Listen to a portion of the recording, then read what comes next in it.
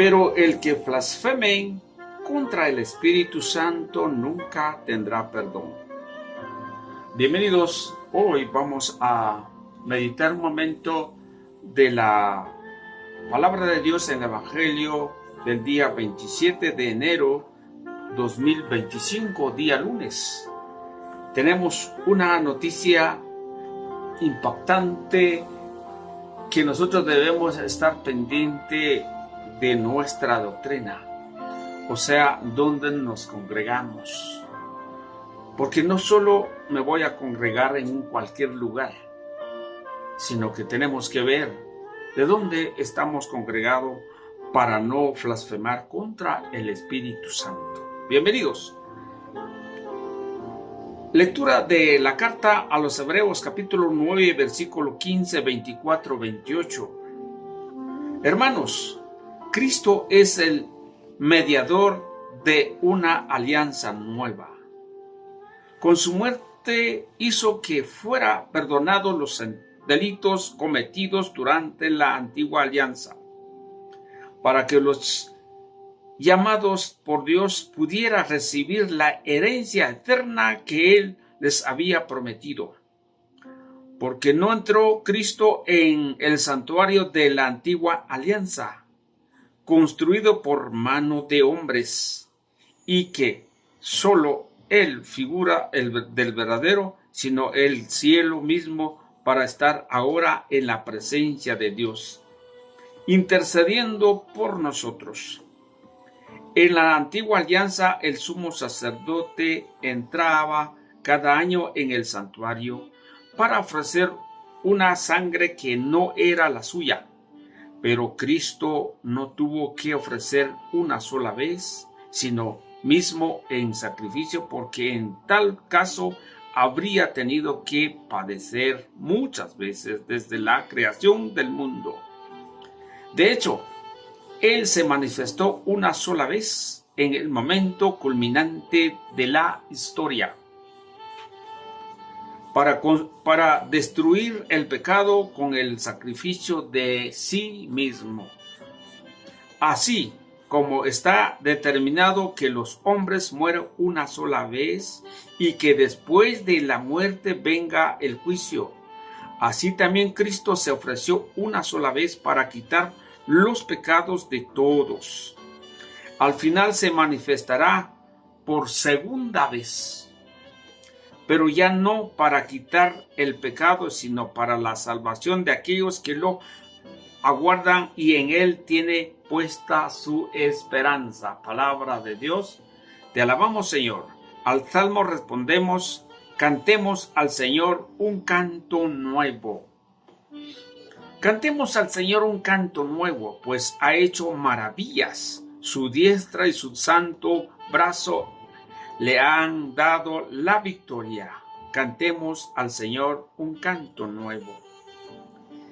El Señor ha dado a conocer su victoria, ha revelado a las naciones su justicia. Una vez más ha demostrado Dios su amor y su lealtad hacia Israel. Cantemos al Señor un canto nuevo. La tierra entera ha contemplado la victoria de nuestro Dios. Que todos los pueblos y naciones aclamen con júbilo al Señor. Cantemos al Señor un canto nuevo. Cantemos al Señor al son del arpa. Suenan los instrumentos, aclamemos al son de los clarines al Señor nuestro Rey. Cantemos al Señor un canto nuevo. Aleluya, aleluya. Cristo, nuestro Salvador, ha vencido la muerte y ha hecho resplandecer la vida por medio del Evangelio. Aleluya. Lectura del Santo Evangelio según San Marcos, capítulo 3, versículo 22-30. Gloria a ti, Señor. En aquel tiempo, los escribas que habían venido de Jerusalén decían acerca de Jesús: este hombre está poseído por Satanás, príncipe de los demonios, y por eso los echa fuera. Jesús llamó entonces a los escribas y les dijo en parábolas: ¿cómo puede Satanás expulsar a Satanás? Porque si un reino está dividido en bandos, opuesto no puede subsistir. Una familia dividida tampoco puede subsistir. De la misma manera, si Satanás se rebela contra sí mismo y se divide, no podrán subsistir, pues ha llegado su fin. Nadie puede entrar en la casa de un hombre fuerte y llevarse sus cosas si primero no lo ata. Solo así podrá saquear la casa. Yo les aseguro que a los hombres se perdonarán todos sus pecados y todas sus blasfemias, pero el que blasfeme contra el Espíritu Santo nunca tendrá perdón. Jesús dijo esto, será reo de un pecado eterno. Jesús dijo esto porque lo acusaban de estar poseído por un espíritu inmundo. Palabra de Dios.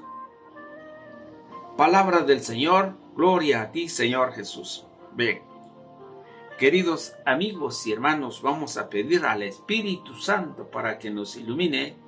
Santo y Divino Espíritu, llénanos con tu luz, con tu sabiduría, para interpretar y discernir tu palabra, no como palabra humana, sino como palabra de Dios, que es en realidad, que no sea palabra humana, sino la acción del Espíritu que ejerce en nosotros los cristianos. Amén y amén. Bien, decía que en la primera lectura Cristo es el mediador de una alianza nueva. Por ende, nosotros tenemos que sujetar a esta alianza nueva. La alianza antigua ha pasado porque Él dice no entró en el santuario construido por manos de hombres, sino Él mismo se ofreció su santuario y ahora es glorificado en el reino de los cielos. Esto significa que Él se ofreció a sí mismo para el perdón de nuestros pecados. Y de tal manera vendrá por segunda vez, ya no para perdón de los pecados, porque el pecado sigue. El pecado cometemos siempre. Ya no vendrá por ese pecado para perdonarnos, sino que para los que se mantengan firmes y su esperanza en Él. Eso significa que tenemos que estar limpios de corazón, estar en su verdadera iglesia. Ahora, ¿por qué digo tenemos que pensar muy bien de dónde estamos congregando? Para no quedarnos con un pecado que no es perdonado ni aquí ni en el otro mundo. Jesús dijo claramente que todo pecado a los hombres se les puede perdonar contra el que comete contra el Hijo de Dios, pero contra el Espíritu no será perdonado. Encontramos en San Marcos 3:29, San Lucas 12:10, también encontramos San Mateo 12:32. Y los dos dicen iguales. Ahora bien, ¿qué es el pecado contra el Espíritu? Número uno, hay un pecado contra el Espíritu, es a que la iglesia desde el concilio de Nicea o de Constantinopla, por ahí más o menos en el siglo 325 o 397, por ahí, ya habían hablado del Espíritu Santo que habla por medio de los profetas, que la iglesia cree, que lo que ha dicho por medio de la iglesia es confirmado por medio del Espíritu Santo. pero que también nos confirman las Sagradas Escrituras que el Espíritu Santo afirma. Cuando Jesús fue bautizado por el Jordán, por aquel hombre que es el Juan Bautista, que primero que tenía que preparar el camino del Señor, y entonces dice, se oyó una voz que decía, este es mi Hijo amado, a quien es mi predilecto, a quien debe de escuchar. Y como símbolo de una paloma, bajó sobre su hombro, bajó sobre él. Es el Espíritu Santo. Y esto serán tres los que estamos viendo. Será por el Padre, por el Hijo y por el Espíritu Santo. Y si nosotros no creemos la Santísima Trinidad, como algunos no creen, muchas religiones no creen, están blasfemando contra el Espíritu, porque el Espíritu es el que da vida, porque el Espíritu es el soplo de vida y el aliento de nuestra vida para reconocer que Cristo es el Señor. Por eso encontramos en 1 de Juan, capítulo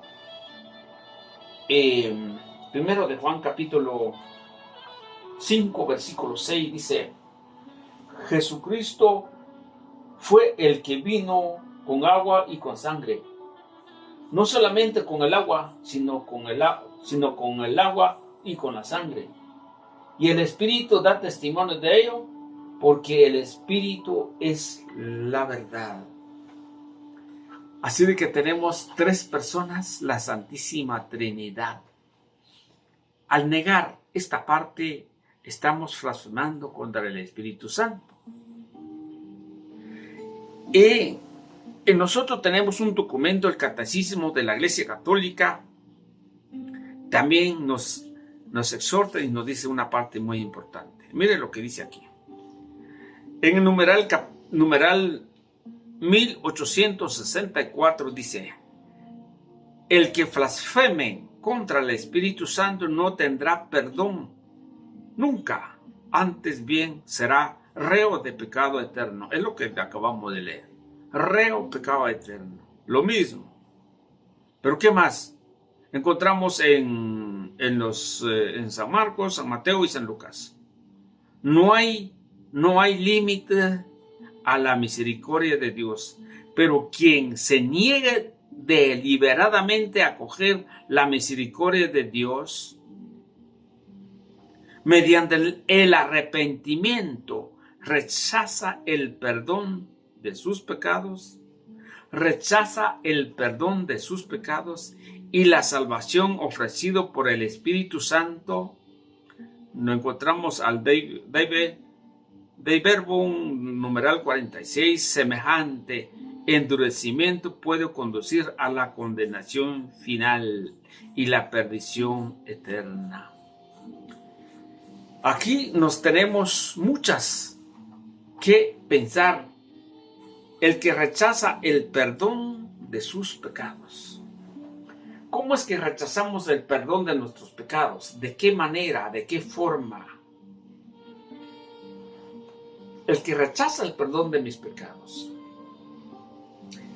Implícitamente el catecismo no lo dice, pero si lo vamos a ver conforme a la luz del Espíritu Santo, a través de la palabra de Dios, encontramos si rechazamos ese perdón de nuestros pecados.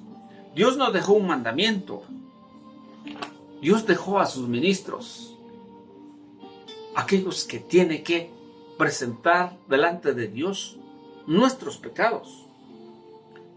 ¿Se acuerdan que hemos hablado el ministro ministerial?